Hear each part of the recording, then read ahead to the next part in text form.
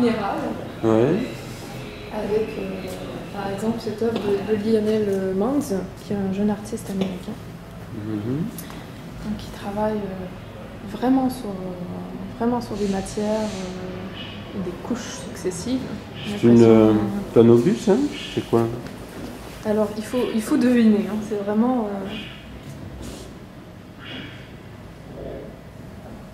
c'est des moulages, mais c'est un peu rassemblé à la manière d'artefacts. En fait, il y a un côté un peu archéologique dans ce travail. D'accord. Une sorte de fétiche aussi. C'est un artiste qui est assez proche du scientisme, en fait. Il mélange... Et comment il a trouvé cet artiste? C'est un artiste qui est représenté par la galerie Löwenbrück à Paris. Ah voilà.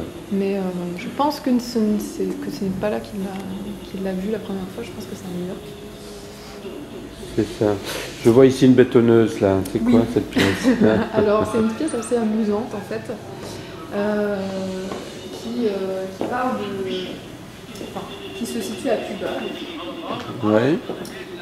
C'est un artiste qui a demandé à des travailleurs de la construction de reproduire les bruits de leur machine en fait. Pour tout dire, c'est des gens qui se retrouvent au chômage technique. Et donc, pour une journée de travail, il a reproduit une journée, enfin, il a mimé finalement cette journée de travail. Donc tous les sons qu'on entend sont produits par la bouche en fait, des ouvriers. Il y avait une pièce comme ça, Manifesta, je me rappelle. À Genk. Ouais, c'est un... Et alors ici, c'est... Ici, c'est Joachim Schmid, qui est un artiste allemand, qui travaille beaucoup à partir de photographies, collectionne des photographies trouvées. Et il a fait la demande, comme dans ce cas-ci, à des studios aussi. Donc on lui envoie en fait des photographies récupérées. Là en l'occurrence c'est le photographe lui-même qui avait découpé des clichés pas qu'on puisse justement les réutiliser. Lui a envoyé tout ça et lui a réassemblé en fait. D'accord. Et le but du jeu c'est quoi? C'est de créer des hybrides? De créer des hybrides, de moquer un peu aussi la photographie de studio qui est très calibrée, très codifiée avec des... Finalement c'est toujours assez classique et même forcé un peu. Donc il joue vraiment sur ce... Et ici ça vient d'où? C'est quelle galerie? Très bonne question. Pas... Les provenances, pour moi, sont assez difficiles. Je ne suis pas assistante d'Alain Servet. Alors ici c'est une pièce assez sculpturale. Oui, sculpturale, dénommée Matterley, qui est aussi un artiste américain en fait. C'est deux acquisitions récentes qui se sont faites à peu près en même temps. On peut voir un peu le lien d'ailleurs. C'est autour du moulage? C'est un moulage, à votre avis? C'est un moulage d'une sculpture grecque, ça, non? D'inspiration classique, ça certainement. D'inspiration classique. Après, les matériaux sont béton, plâtre. C'est un torse. Donc, c'est un torse et une jambe. Et c'est moulé dans un sac plastique. Ah voilà. D'où le treillis et les plis aussi qu'on retrouve, qui sont des sortes de drapés modernes. De la même façon, on retrouve aussi une inspiration classique chez Neil Van Moort. Ici. Qui est un artiste aussi américain de la même génération, né dans les années 70. Et qui, lui, vraiment reprend une sculpture classique qu'il tranche comme ça. Et d'ailleurs, l'œuvre s'appelle Dissecté. Et qu'il emplit avec de la résine et des déchets, des matières qu'il recycle en fait. D'accord. Donc il y a vraiment ce rapport matériaux nobles, matériaux... déconstruction, reconstruction. Déconstruction, construction. Et en même temps, ça me rappelle que les Romains, comment construisaient-ils leurs architectures? Avec de la brique qu'ils recouvraient de béton, de marbre. Donc il y a ce rapport matériaux nobles et matériaux communs du quotidien finalement. Donc, absolument, qu'on retrouve dans les architectures vénitiennes du XVIe. Et alors ici? Ici, Christian Gosenbach, un artiste suisse, qui se transforme en espèce de taxidermiste du moderne finalement, des électroménagers, demande aux gens qu'on récupère, enfin qu'on lui ramène des objets, des aspirateurs, produits électroménagers, et en fait il les, comme un taxidermiste, il les compresse, comme une peau de bête, il les montre comme un trophée de chasse. C'est ça. Et ceci? Andrew Datsun, un compatriote canadien, qui travaille la peinture mais de façon très sculpturale et très lente, parce qu'il laisse beaucoup de temps de séchage en fait, comme il y a vraiment énormément de couches, qui travaille à l'huile, on le sent encore. Effectivement, oui. Et donc il y a cet aspect de la toile qui demeure, du canevas qui est dessous, mais qui est recouvert par toutes ces couches et qui finit par être recouvert par une dernière couche monochrome, par le noir. Parce que dessous, c'est des couches de couleurs en fait. Ok. Alors, il y a même de la peinture figurative, je vois. Oui, ça donc arrive. Ça, c'est... C'est aussi un artiste allemand. Oui. Quand on s'approche, ça devient encore plus intéressant et plus matiéré. Attention à la marche. Parce qu'il intègre vraiment des cheveux en fait. C'est vraiment... c'est de l'ordre vraiment de l'organique. Ah oui, ce sont des vrais cheveux. Ce sont des vrais cheveux. Un peu à la manière de Peter Beguenhout, qui intègre des matières, des déchets aussi, des vessies de porc, toutes sortes de résidus comme ça. Donc une œuvre qui résonne assez bien avec l'œuvre d'Alexandra Mendler, qui est une artiste belge, qui a fait ses études à Anvers. Jeune artiste? C'est une jeune artiste, oui. Elle est née, je crois, en 75 ou 76. Et ici, elle présente le songe, comme le songe d'une nuit d'été qui se serait transformée un peu en cauchemar. C'est une sorte de chimère, en fait. Une forme métamorphique, comme ça, avec... on peut remarquer des sabots aussi. De ce côté, on le voit mieux, peut-être. Très belle pièce. Rappelez-moi son nom? Alexandra Mendler. Ah oui. Je ne sais pas si j'ai une très bonne Elle prononciation. sort d'où? Elle est belgo-américaine, sa mère est d'origine américaine. Elle vit en Belgique? Elle vit en Belgique, mais elle fait très souvent des résidences aux États-Unis. Elle en vient tout juste. D'accord. Et alors ceci, c'est une... Atelier Van Nussut. Ah oui. Voilà, avec cette espèce d'utopie d'habitat qui devient protéiforme. Et ici, on a deux œuvres en fait de Caroline Leméoté, qui est une jeune artiste française qui était en résidence pendant 6 mois en fait, ici même, chez Anna. Ah, vous avez des résidences aussi? Ça a été la première artiste en résidence en fait. Et donc elle est il y a arrivée des ateliers où les artistes peuvent travailler. Les ateliers sont ici. Ah, ils travaillent ici. Elle avait installé son atelier ici même et à l'étage elle avait un espace pour faire ses dessins. C'est ça. Alors ici, c'est une pièce occultée, c'est une vidéo qui est complètement occultée. Il y a du son aussi, il y a un léger grésillement qui sort. Ouais, on l'entend. Et ça dépend en fait. Moi, c'est une pièce qui fonctionne beaucoup sur la curiosité. Il faut être, Mais c'est quoi l'image en réalité? On ne sait pas. On ne sait pas. Alors et là, alors il y a un groupe de 40 personnes. Que c'est son propre corps qui est représenté. Elle a demandé donc au photographe de prendre un cliché au moment où elle se colle le corps contre une vitre. Et c'est ce qui donne toutes ces déformations en fait. C'est ça. Et l'œuvre s'appelle Close Contact. Donc il y a vraiment quelque chose. Et donc l'œuvre, c'est une œuvre à 4 mains. Oui, tout à fait. Qui est l'auteur? Ah ça c'est comme la question du génie ça. Oui, non, mais il y a une commande, donc c'est elle qui donne. C'est une collaboration. C'est une collaboration. Une collaboration. Oui. Enfin, même dans la base de données d'Alain Servet. C'est une création collective. Il n'y a que le nom de Jamie Salvay qui apparaît. Jamie Salvay. Ouais. Elle est quoi? Américaine? Anglaise. Oui. Alors ici, c'est... Andrés Serrano. Andrés Serrano, ça? Oui. Blood and Cements. Sans sperme. Ouais.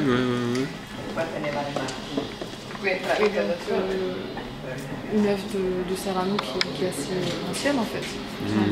Où c'est l'époque où il mettait en sandwich, comme ça, entre deux plaques de verre, comme un chimiste, ou plutôt un biologiste, des liquides humains qui font une espèce de composition abstraite.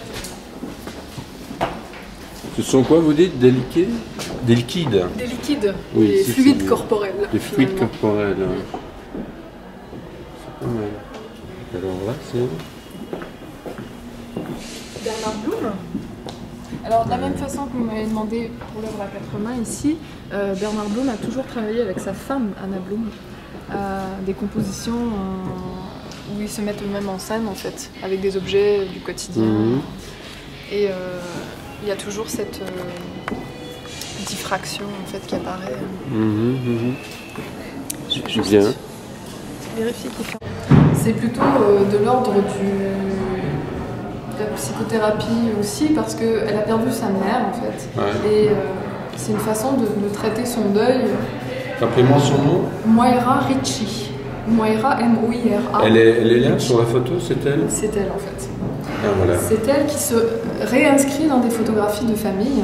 Donc, c'est un montage? C'est un montage, puisque ici on retrouve sa maman, dans les années probablement 70, vu le décor, l'habillement. Et donc, elle, de façon analogique, numérique, elle se réintroduit dans les photographies, en fait, comme si elle était présente à l'époque. De la même façon, elle apparaît dans un repas de famille ici. Alors, ce que j'aime beaucoup dans celle-ci, c'est qu'il y a ce type juste à sa droite qui a un regard vers le spectateur, qui est une espèce de ce qu'on appelle dans la peinture d'art Renaissance un admoniteur, celui qui pointe ce qu'il faut voir, en fait, au tableau. Et donc, d'une certaine façon, il nous montre qui est l'imposteur, en fait. Qui est la personne introduite là, qui ne devrait pas y être. Il pointe... Il pointe pas, mais comme il est... Voilà, c'est monsieur Damien de Roubaix qui vient d'arriver en résidence. Et donc, ce sont des œuvres de Damien? Oui, tout à fait. Deux œuvres qui appartiennent déjà à la collection. Des œuvres qui sont en cours, au sol. C'est ça, donc lui il est peintre. Ça c'est de la gravure sur bois. Ah, c'est de la gravure sur bois. Donc si vous pouviez vous définir en deux mots, donc vous êtes Damien de Roubaix, vous êtes français d'origine. Je suis français d'origine, oui. Et vous avez été invité en résidence par Alain Servet. Exactement. Et vous êtes là depuis quand? Depuis 3 jours seulement. Depuis 3 jours. Voilà, je viens juste d'arriver. D'accord. Et je vois que vous avez déjà entamé un travail. Oui, alors ça c'est un bois gravé que j'ai imprimé à Paris et que je n'avais pas encore pu assembler parce que c'est tellement grand que j'ai dû le faire en plusieurs parties. Donc je l'ai assemblé ici et maintenant je vais peindre par-dessus. D'accord. Et donc votre... on peut expliquer très succinctement votre thématique principale, c'est quoi? C'est la culture, c'est l'expressionnisme. Ça peut passer par ça, mais bon, je suis peintre tout simplement. Et je dis régulièrement que je suis un peintre réaliste plutôt. Mes peintures montrent le monde dans lequel on vit. Si on gratte le vernis de la société actuelle, la société des médias, de la publicité, du ultra-capitalisme, etc. Une collection d'images qui vient disons, de la presse, de l'internet, de l'histoire de l'art, de l'histoire tout court. Et j'assemble tous ces éléments dans une sorte de montage. Comme je travaille en série, les éléments se répètent régulièrement et viennent former tout un vocabulaire, un corpus. Voilà. Par exemple, sur cette peinture qui est...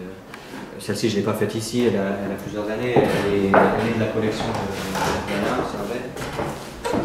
Vous avez des différents éléments qui sont des signes de pouvoir, des signes d'oppression, des signes de... Donc vous avez ici l'aigle américain par exemple qui est perché sur cet arbre. C'est un diptyque normalement, il y a la deuxième partie en dessous, donc on a un arbre calciné.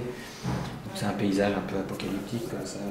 Et sur cet arbre qui serait quand même mat cocagne, vous avez ce chat pendu qui vient d'une œuvre d'un ami qui est Mark Lyon en fait, avec le rat également pendu qui sont normalement recouverts de goudron. Vous avez cette espèce de bébé à trois bras comme quelque chose issu quelque chose avec le nucléaire. Donc la peste sur une sorte de dirigeable avec des ampoules qui sont censées apporter de la lumière donc à tous les sens, dans tous les sens du terme, et qui finalement diffuse de l'obscurité. Voilà. C'est une métaphore assez noire du monde actuel. Oui, mais parce qu'on vit dans un monde qui n'est pas très réjouissant, on va dire. Donc oui, pour moi je dis que c'est le portrait du monde dans lequel on vit actuellement. Vous travaillez chez qui à Paris? Vous avez une galerie? Oui, avec Fabienne Leclerc, In situ, Fabienne Leclerc. D'accord. Et donc la proposition d'Alain, c'est la première fois que vous êtes invité par un collectionneur? Par un collectionneur, oui, on est en résidence. Parce qu'en général, ce sont toujours des institutions clés sur porte qui font ce genre de... Oui, bah, j'ai pas fait 50 résidences, j'en ai fait une à New York avec Culture France qui était ISCP. Et puis ça, je pensais plus refaire de résidence, je vous avouerai, parce que j'ai ce qu'il me faut. Qu'est-ce que ça vous fait là d'être chez un collectionneur, entouré de Cindy Sherman, d'Araki? C'est ça, en fait, ce qu'il y a, c'est que c'est une collection très particulière, et c'est une personne très particulière également. Donc quand il m'a proposé ça, moi ça faisait un moment que je me disais que j'aimerais bien voir comment est Bruxelles. La scène artistique, voir comment tout ça fonctionne. C'est chez Alain, ça. C'est chez Alain. Et donc, il m'a proposé de faire cette résidence. Et ça fait un peu penser aux mécènes renaissants. Oui, il y a sûrement ça. Oui. Il y a une connexion à faire avec il y a sûrement ça, mais les renaissants qui invitaient les artistes à travailler chez eux. Hein, c'est bien. Et vous êtes là pour combien de temps? Je suis censé passer 2 mois, mais en fait j'ai dû repousser mon arrivée, ce qui fait que je pars dans 15 jours et je reviendrai à l'automne. D'accord. Voilà. Je vais un peu... C'était pas beaucoup rencontré en fait. Mais du coup j'avais gardé ça. D'accord. Et je vous croise régulièrement, mais je ne me dis jamais que je vous ai croisé une fois dans un ascenseur au Montmartre, des trucs comme ça. Ah oui. Et à chaque fois, je me dis, je dois peut-être. Ah bah vous auriez dû, vraiment, oui. Votre timidité vous perdra. Oh, c'est pas une question de timidité, non. Pourquoi vous m'emmerderiez? Oui, rapide. Comment? Isabelle Lemine, qui est photographe d'origine, enfin qui est née en ex-RDA, mais qui a vécu pratiquement toute sa vie en France. Qui a d'ailleurs étudié à Arles. Et qui se détache un peu de la photographie classique. Jamie Chauvelin, un artiste anglais qui s'intéresse à l'histoire américaine, qui met en scène ici un événement qui s'est passé durant les Jeux Olympiques de 68 au Mexique. Deux athlètes afro-américains sont montés sur le podium, pieds nus, mains gantées, poings levés. Gants de boxe comme les gants, vous voyez là en fait. Effectivement, les petits gants, les gants en cuir en fait. Les gants en cuir. Voilà. D'accord. Pour protester contre la discrimination envers les Noirs en fait. Et oui. Et ça s'appelle comment encore? Il s'appelle Jamie Chauvelin. Jamie Chauvelin. Oui. Et alors ici? Philippe Pasqua, un peintre français. Ouais. C'est une des premières acquisitions de la collection d'Alain Servet en fait. Il a rencontré dans son atelier à New York. Et vous voulez retrouver Alain et ses invités? Je ne peux pas me dédoubler, malheureusement. Mais on peut faire la visite ensemble. Ah, vous l'avez déjà faite? Non, c'est vous. Alors ici, c'est... Richard Prince. Ah oui, Richard Prince. Une série de collages et de, comment on peut dire, de griffures, qui s'appelle Good Nurse, et qui reprend, à la suite de ces peintures qui s'appellent Nurse Painting, toute une imagerie, une iconographie de l'infirmière hyper sexualisée et qui présente un peu les fantasmes de l'homme moderne. Donc avec des couvertures de livres de poche qu'on retrouve dans les gares. C'est ça. Et avec une intégration d'une installation donc, qui fait vraiment partie de l'œuvre, qui est le petit couvre-chef de l'infirmière. D'accord. Belle œuvre. Alors, voilà, si on continue ici, on a une œuvre de Jessica Warboys, qui n'est pas très bien éclairée malheureusement, mais alors Jessica Warboys, c'est aussi une jeune artiste anglaise. Elle travaille la peinture de façon assez particulière. On la connaît beaucoup pour ses sea paintings, où elle immerge en fait les toiles dans l'eau de mer. Et il y a un processus chimique en fait qui se met en branle et qui fait ces motifs un peu psychédéliques finalement. Oui, c'est l'eau de mer qui fait le travail. Voilà. En partie. John Copeland. Alors ici c'est John Copeland. C'est un artiste, un photographe américain qui travaille beaucoup à partir. C'est un point de bébé finalement. Oui, pour avoir un retour vers régressif quelque part. Alors ici c'est... Un artiste norvégien en fait, Melgaard. Ah oui, Bjørn Melgaard. Bjørn Melgaard, qui est très proche du milieu du hard metal en Norvège, qui a une imagerie assez relative au sexe et à la mort. Ouais. Ici c'est lui aussi. Et aux crucifixions. Voilà. Donc des aquarelles. Et quelque chose d'une nature un peu viking aussi qui ressort, j'ai l'impression. Le personnage est assez... massif aussi, oui. Oui, tout à fait. C'est un artiste brut. Oui, à la limite. Alors ça c'est... De très belles... Galindo. Voilà, tout à fait. J'aime beaucoup son travail. Regina Galindo. Ici, ça se passe au Guatemala. Elle se promène avec sa bassine de sang elle trempe ses pieds dans cette bassine.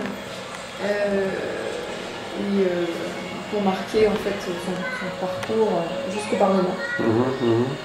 Et c'est une œuvre vraiment très politique aussi, puisque ça se passe en 2003, c'est le moment où un président qui s'est un peu arrogé le pouvoir comme ça, de façon antidémocratique. Et c'est une façon pour elle, très simple, très symbolique, de marquer aussi tous ces gens qui sont morts pas sous la torture, mais sous un régime. Il y a que celle-là de Galindo? Il y a aussi Piel, qui est une vidéo où elle se rase en entier, en fait, tout le corps, toutes les parties du corps. Ça, c'est pas montré dans Venise. Elle est à la suite de celle-ci. On voit ça dans le continuum. Voilà. Et elle se promène nue dans Venise, en fait, c'est le moment de la Biennale. Et c'est très très fort aussi comme œuvre. Et ça répond assez bien aux œuvres de Caroline Leméoté, qui sont, ici c'est une série qui s'appelle La Descendance. Donc descendance au sens de liens familiaux finalement. Elle a aussi 3 sculptures de tête comme ça, qui sont un peu hybrides. On se demande si c'est animal, humain, ovni, extraterrestre, on ne sait pas. Ça représente des têtes. Oui, c'est des têtes. Elle les appelle des têtes. En quelle matière? C'est comme des museaux. C'est de la cire. C'est de la cire. C'est magnifique. On dirait des museaux de dauphins comme ça. Oui. Roger Ballène, artiste photographe sud-africain. Une série assez récente. Il exploite un peu aussi le côté brutal, mais le côté penser à de l'art brut ou à des photos de brassailles, comme ça, de graffiti. Mais ça parle aussi par la bande des conditions de vie des Sud-Africains. De ce côté, ici c'est Laurel Nakadate, Lessons 1 to 10, 10 leçon 1 à 10. Quoi. En fait, c'est une jeune artiste américaine aussi qui se promène avec sa caravane aux États-Unis et elle poste des petites annonces en disant qu'elle est modèle, qu'elle cherche finalement à entrer en contact avec des gens. Et en général, elle tombe sur ce genre de type. Un mélange de voyeurisme et d'artistes. Oui, des gens un peu en marge aussi, des solitaires ou des hommes célibataires. Et donc c'est vraiment ici un clin d'œil un peu comique au mythe romantique de l'artiste et son modèle, qui passe des temps fous à chercher l'inspiration, en prenant des pauses. Mais alors qui filme? Il y a toujours un troisième larron Je ne sais pas comment elle fait. Peut-être qu'elle pose tout simplement la caméra sur un trépied. Mais c'est mis en scène, évidemment. Et alors la personne sait qu'elle va servir, qu'elle participe à un projet. Oui. On a envie tous de devenir artistes. Si c'était aussi simple que ça, oui. Et alors ici, un peu de la même façon, Nikki Lee travaille par série avec des gens qu'elle rencontre et en fait elle se met en scène avec eux dans les photographies. C'est ici. Et donc il y a la série des lesbiennes, la série des personnes âgées, la série des danseurs de folklore, je ne sais quoi. Et en fait c'est aussi un propos sur la photographie comme qui devient tellement utilisée pour toutes sortes de fins touristiques, avec le rappel de la date et de l'heure, du chrono en fait. Donc c'est pas des photographies qui se veulent belles ou cadrées ou quoi que ce soit, c'est vraiment la photographie. C'est c'est que le deuxième étage. En faisant un musée, je pense que l'idée c'est de garder toujours cette proximité. Ouais. Et donc là c'est Yann Fabre, les croix, Barbara Kruger derrière. Barbara Kruger, donc les arbres, c'est pas une œuvre. C'est pas une œuvre. Normalement, ça aurait pu. Normalement, ils sont posés sur la table. Ah ouais. Et là c'est... Alors ici on a un soundsuit de Nick Cave. Demandé ou pas? Il a déjà essayé. Alain Servet a essayé. Ok. Faut lui demander. Katharina, go. The taxi is there. Thank you so much. Okay, and take more time next time. Okay. On descend, monsieur, on descend. Très belle pièce ça. C'est très belle. Bien. Elle m'a fait la visite improvisée. Elle peut faire une petite visite improvisée. Je finis juste ce qu'on avait dit 2h30. Oui, vous êtes correct. C'est bien. Je dois juste terminer avec eux. Parfait. Mais septembre fera très bien ça. Très bien. Septembre, n'oubliez pas que c'était un journaliste. Big Brother. Bien.